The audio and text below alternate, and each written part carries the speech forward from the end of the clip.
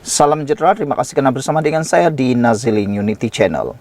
Mulanya, Tun Mahathir nak hentam Zahid. Ini pula yang Mahathir dapat. Tun Dr. Mahathir Mohamad hari ini dilihat cuba untuk menghentam tindakan Timbalan Perdana Menteri Datuk Seri Dr. Ahmad Zahid Hamidi. Namun bekas Perdana Menteri sebanyak 2 kali itu hanya mengundang kecemuhan dan sindiran orang ramai. Mahathir menerusi platform X mengeluarkan kenyataan mengaitkan Ahmad Zahid Hamidi dengan bukan sahaja disiasat tetapi sebenarnya didakwa dan dibicarakan di mahkamah. Tanpa memperincikan kes apa yang dihadapi pengerusi Barisan Nasional BN itu, kenyataan Mahathir dipercayai merujuk kepada keputusan Mahkamah Tinggi Kuala Lumpur pada 4 September tahun lalu yang melepas tanpa membebaskan DNAA Ahmad Zahid Hamidi daripada 47 pendakwaan jenayah. Reaksi Mahathir terhadap Zahid itu susulan tindakan Presiden UMNO berkenan menyelar timbalan Presiden PAS Datuk Seri Tuan Ibrahim Tuan Man yang berpandangan beliau perlu diberikan cuti sebagai laluan kepada siasatan bebas berhubung isu akuan berkanun SD. Zahid berkata pemimpin-pemimpin PAS juga perlu diberi cuti jika siasatan yang menjadi alasan memandangkan mereka terbabit juga dalam proses siasatan. Ramai tokoh-tokoh PAS juga bercuti. Zahid berkata pemimpin PAS yang disiasat perlu bercuti. Tetapi Zahid yang bukan sahaja disiasat tetapi sebenarnya didakwa dan dibicarakan di mahkamah tidak perlu bercuti. Perbicaraan sebenarnya telah dihentikan dan ia menjadi timbalan Perdana Menteri Perli Mahathir. Bekas ahli Parlimen Langkawi itu kalah teruk malah hilang deposit pada pilihan raya umum PRU 15 lalu, kemudian meneruskan sindiran kepada Ahmad Zahid Hamidi dan kerajaan Madani hari ini. Kata Mahathir, itulah Malaysia hari ini. Jika anda didakwa di mahkamah, lantikan diri anda sebagai timbalan Perdana Menteri dan pertuduhan akan digugurkan, kata Mahathir. Anda tidak sepatutnya dihukum jika mencuri berbilion ringgit, kata Mahathir lagi. Susulan itu, warganet dilihat menyerbu. Mahathir malah menasihatkan pemimpin veteran berusia 99 tahun berkenan supaya turut berehat. Cukuplah Tun Mahathir, Parti Pejuang pun dah bungkus. Rakyat menolak secara total Tun Mahathir dengan Parti Pejuang, templak pengguna X, Dien 74. Dalam masa sama, ada yang mengingatkan Mahathir agar tidak mengarut dalam tindakan peguam negara memberhentikan prosiding terhadap Ahmad Zahid Hamidi berhubung kes rasuah dana Yayasan Akal Budi. Antaranya pengguna X Razali Setapa yang berkata berdasarkan penghakiman, ulasannya ternyata tiada bukti kukuh yang boleh dibuktikan untuk mendakwa Ahmad Zahid Hamidi. Kata beliau, jangan putar belit cerita ini. Ini adalah kerakusan mereka yang hatinya hitam dalam merosakkan imej serta kerjaya orang. Ingat Allah Maha Kuasa, setiap perbuatan akan dibalas setimpal, katanya di ruangan komentar kenyataan Mahathir itu.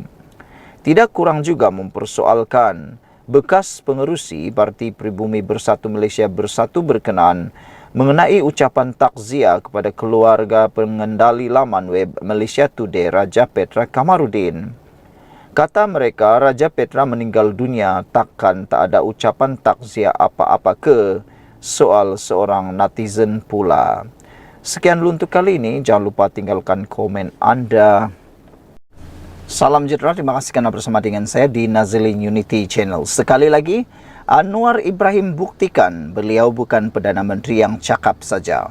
Walaupun baru-baru ini timbul spekulasi paling panas apabila melibatkan Khairi Jamaluddin mengejek Anwar Ibrahim dengan parodi. Hari ini saya jadi Perdana Menteri, besok turun harga minyak. Itu yang menjadi seperti parodi yang dibuat oleh KJ. Nampaknya tindakan KJ makan diri sendiri apabila Hot FM kini dikecam habis-habisan oleh netizen. Dan pada masa yang sama, betul-betul Anwar Ibrahim menurunkan harga minyak. Hari ini disahkan penurunan harga minyak paling besar setakat beberapa bulan atau tahun ini, yaitu kini harga diesel RON 97 turun lagi 15 sen. Ini satu penurunan harga minyak yang sangat besar.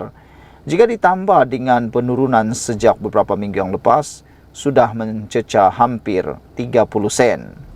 Harga runcit bagi petrol RON 97 dan diesel di Semenanjung turun sebanyak 15 sen lagi, dengan masing-masing ditetapkan pada kadar RM3.25 seliter dan RM3.01 seliter, manakala RON 95 kekal pada kadar RM2.05 seliter untuk tempoh 12 hingga 18 September ini.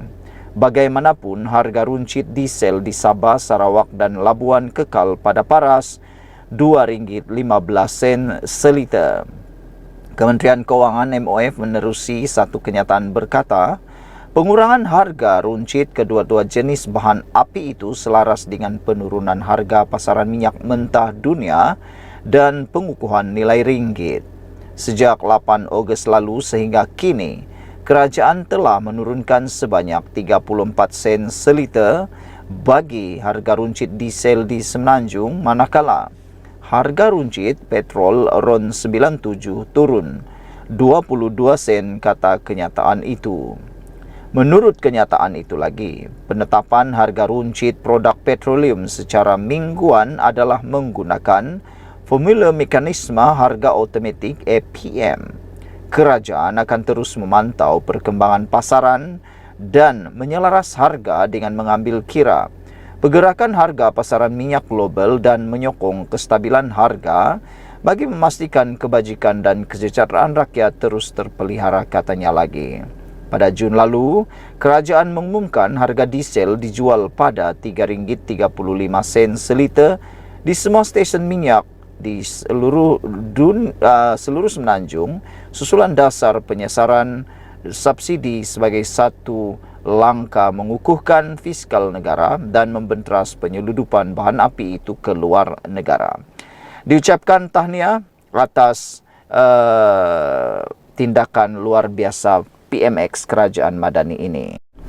Salam sejahtera, terima kasih karena bersama dengan saya di Nazlin Unity Channel. Isu paling hangat dalam media sosial sekarang ini berkait dengan politik juga ialah apabila melibatkan Khairy Jamaluddin. Khairy Jamaluddin seakan-akan lupa di mana beliau berada. Khairy Jamaluddin seakan-akan lupa, kata netizen, bahwa beliau kini tiada lagi apa-apa kapasiti dalam politik Malaysia. Dan yang paling teruk sekali, dia lupa bahawa dia adalah DJ. Ini apabila akibat mulut KJ, habis Hot FM kena serang. Ini apabila tindakan beliau cuba mengejek Anwar Ibrahim, Perdana Menteri Malaysia. Ada netizen kata, kalau beginilah tindakan Hot FM, apa kata boikot saja Hot FM ataupun haramkan saja, kata mereka. Apa pendapat anda semua? Stesen radio Hot FM menjadi sasaran serangan pengguna media sosial selepas Khairy Jamaluddin membuat parodi politik, mempersenda Perdana Menteri di konti radio.